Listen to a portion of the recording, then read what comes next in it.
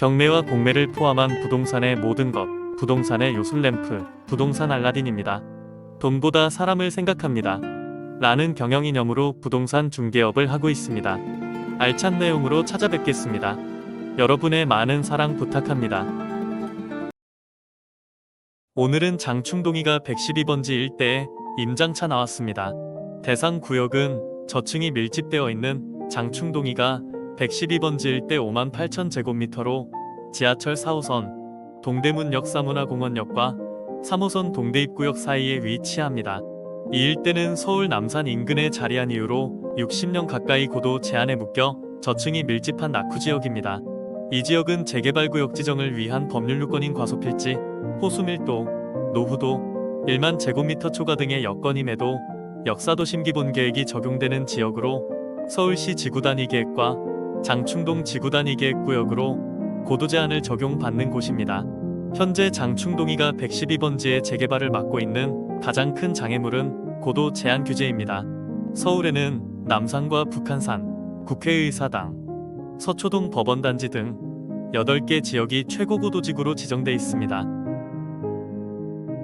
최고고도지구란 건축물 높이를 일정 수준으로 제한하는 지역을 말하고 남산 일대에서는 최고 높이를 36m 이하로 묶어놓았습니다. 남산과 가까울수록 고도지구 규제는 더욱 까다로워집니다. 재개발, 재건축은 일반적으로 높게 올려야 사업성이 좋아지는데 최고고도지구 적용을 받으면 사업성이 떨어지고 주민들의 참여율도 저조할 수밖에 없습니다. 서울시 관계자는 중구 장충동 이가가 재개발 후보지로 탈락한 이유에 대해 지구단위계획에 따른 최고 높이가 5층으로 아무리 인센티브를 부여해도 사업성이 낮아 도시계획부터 손질해야 한다며 조합 설립 인가를 위한 주민 동의율이 75%인데 주민 반대가 23%가 접수됐다는 점도 사업 추진이 어려운 이유라고 말했습니다.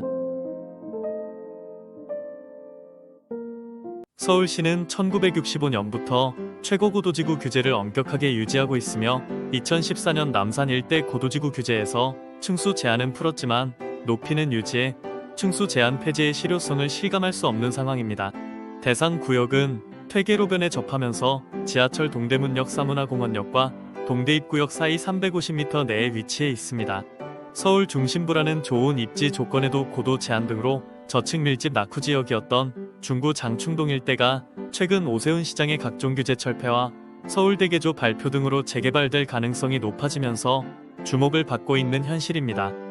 아직 정비구역으로 지정되지 않았지만 최근 중구가 지역 개발에 적극 나서면서 주민들을 중심으로 재개발 논의가 활발히 이뤄지고 있으며 중구는 장충동 일대 고밀 복합개발 지원을 위해 높이 규제 완화를 위한 선제적 지원을 주민들에게 내놓았고 장충동 지역 고밀복합개발 지원을 위한 도시관리계획 재정비를 추진할 계획이라며 적극적인 행정을 추진하는 것으로 확인되고 있습니다.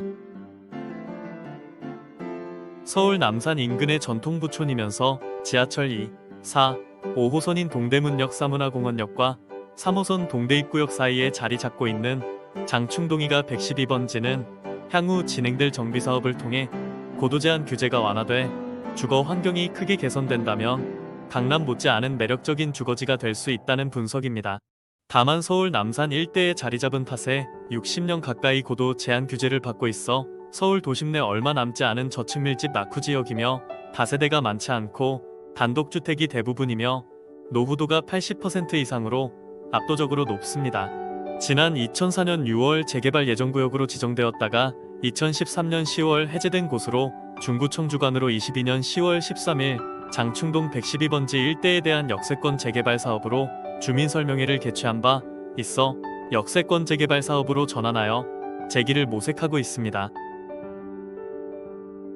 장충동 112번지 일대 면적은 58,500제곱미터, 약 17,700평으로 토지 등 소유자의 수는 약 450명입니다. 현재 정비계획 변경 위반 제한 동의율은 40% 전후로 알려지고 있고 서울시의 엄격한 최고고도지구 규제로 2014년 남산 일대 고도지구 규제에서 층수 제한은 풀었지만 높이는 유지해 층수 제한 폐지의 실효성이 무색한 상황입니다.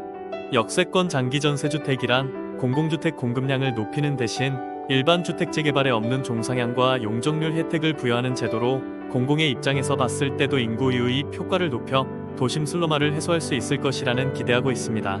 역세권 장기 전세주택 사업이 제대로 추진되려면 높이 규제 완화, 용적률 상향, 서울시 심의 통과, 사전 검토 위한, 주민 동의율 50% 이상 등이 확보돼야 합니다.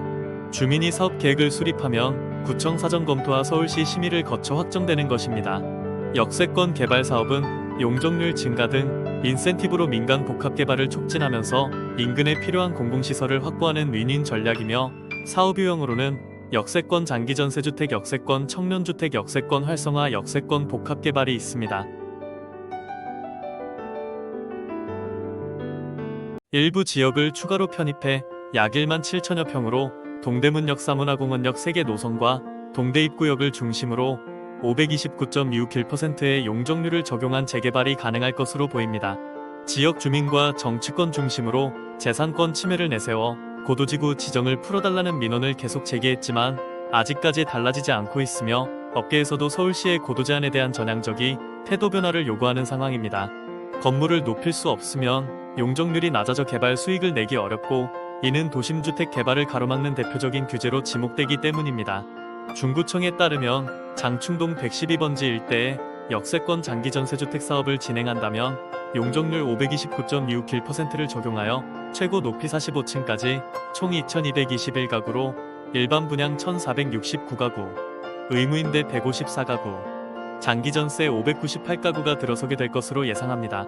각종 규제가 완화되고 사업 추진이 원활하게 진행되면서 역사문화적인 요소도 잘 보존할 수 있는 계획이 나오기를 기대합니다.